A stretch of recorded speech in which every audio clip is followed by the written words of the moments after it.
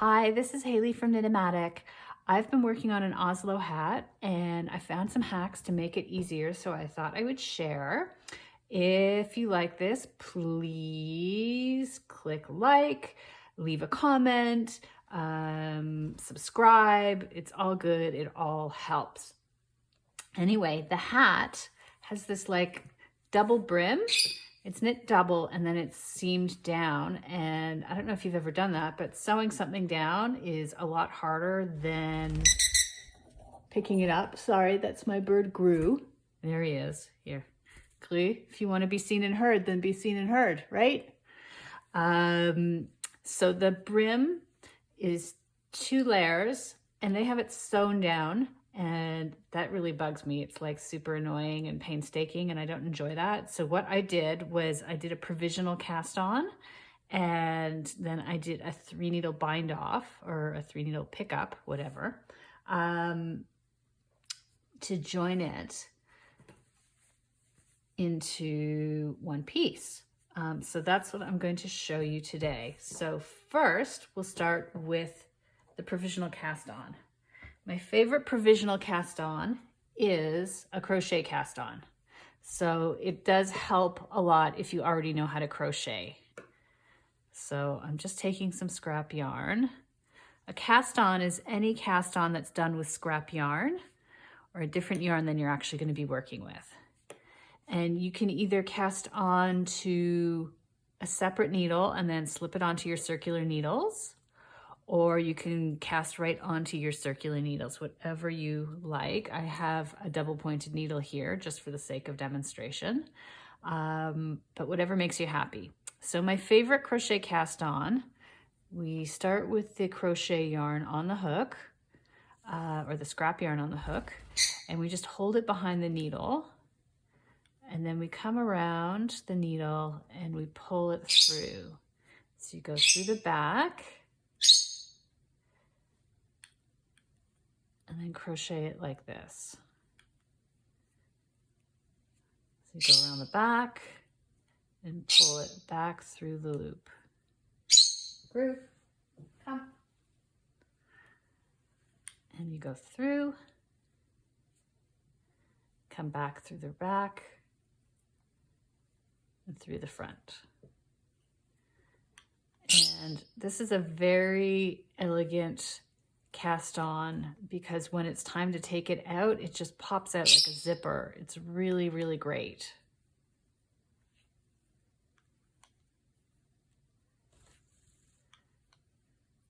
And usually when I am done casting on all my stitches, I'll make a chain on the end and cast on some more so I know where to take my stitches out of.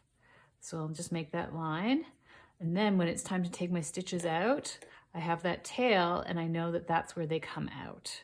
It's a lot easier than guessing which random tail is which. If I had done this, if I hadn't done this already on a circular needle, I could just transfer these onto my circular needle and start knitting. Now, my demo. I already made a demo, like all good cooking shows. So here is my provisional cast on, my crochet cast on, and then I started knitting with my working yarn. And now I'm going to take my provisional cast on out.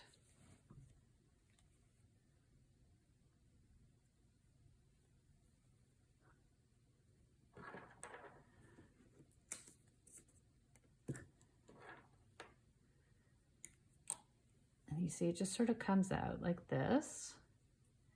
And you want to make sure that wherever the yarn is coming out of, that's a stitch that you pick up. So that first one is a stitch.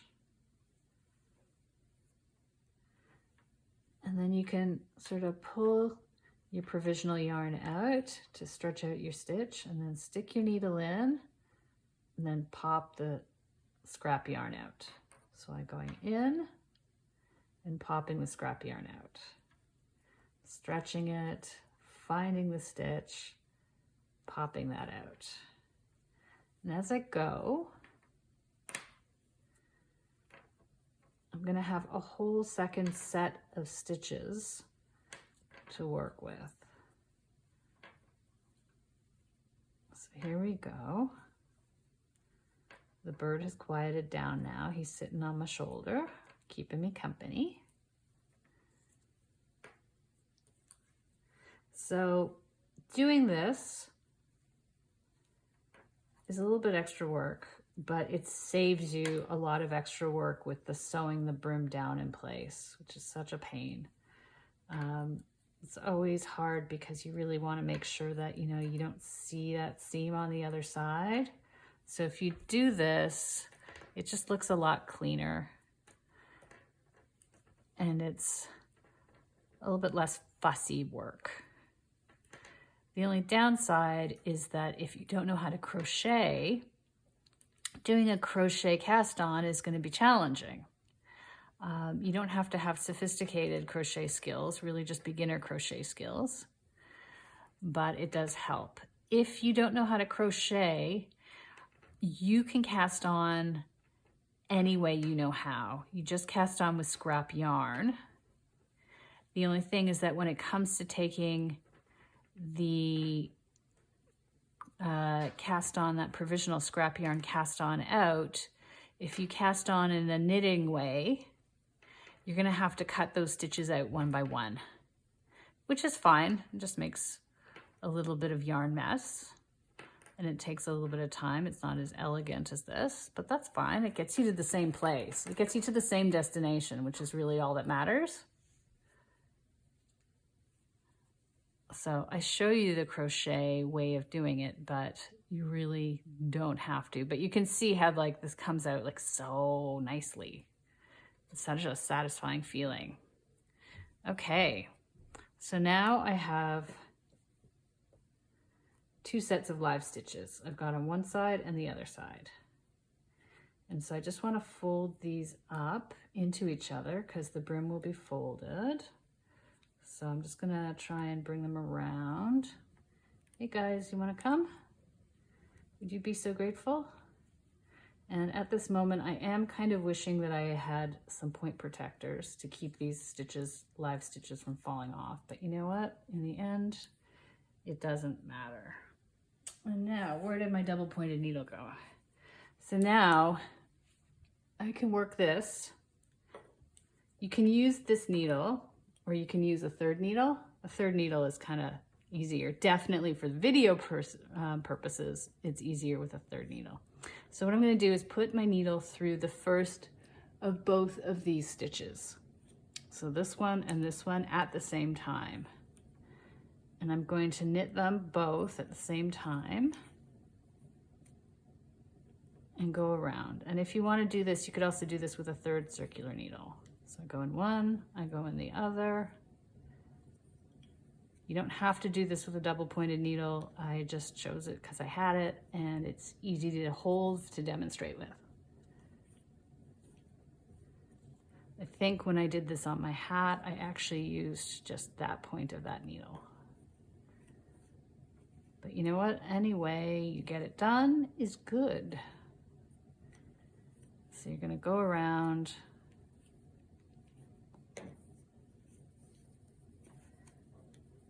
Knit them stitch to stitch.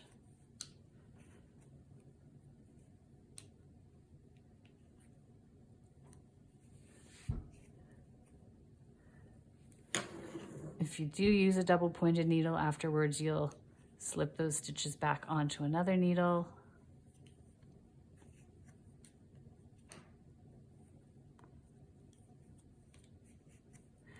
And this yarn, of course, is scrap yarn, and they're big needles, and the pattern uses double knitting weight yarn.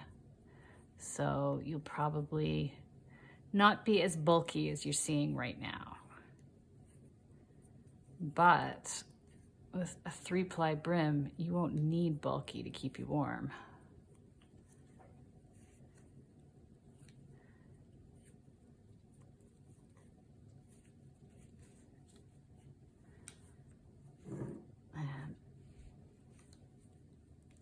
I do have to finish that hat actually because it's for my dad. And winter is almost over. I guess I could give him an April hat. I don't know if he'll appreciate it as much, but I don't know. You get what you get, right? You get what you get.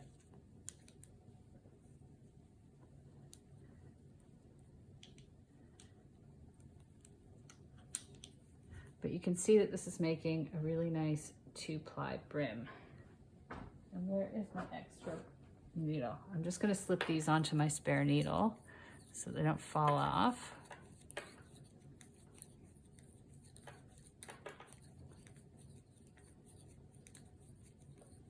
And to be a little bit less confusing,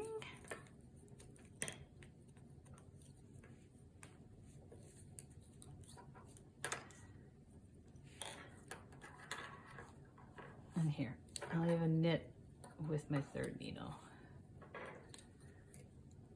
so you can see how that's done.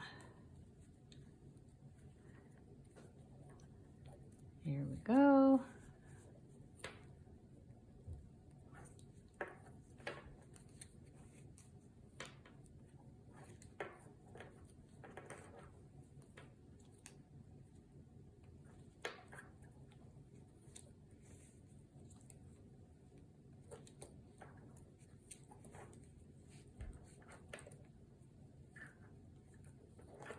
Making it through our way. Keep going, keep going, keep going. I'll make it to the end of this round soon. Don't forget to like the video if you like it. Sign up for our channel so you can see more videos, or you'll be alerted when there's more videos. Leave a comment, tell me how you liked the video. If you've made the hat, did you like it?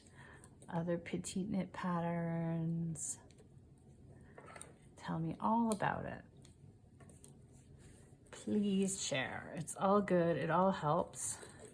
Definitely helps with the algorithm on YouTube.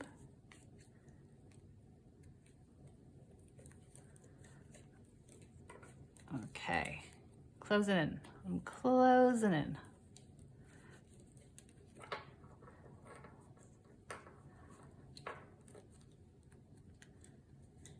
So close.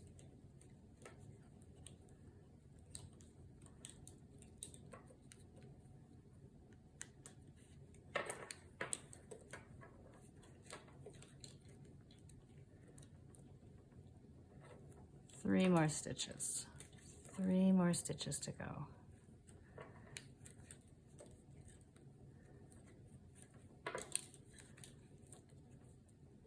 Okay, last stitch. Here we are. So the brim is folded over. There is an inside and an outside because the outside is flat, it's stocking stitch, and the inside, you can see they've got like the purl bump, but that's okay, it's inside.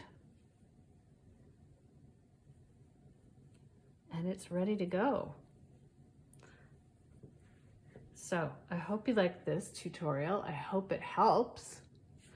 And I hope you enjoy your Oslo hat if you make one.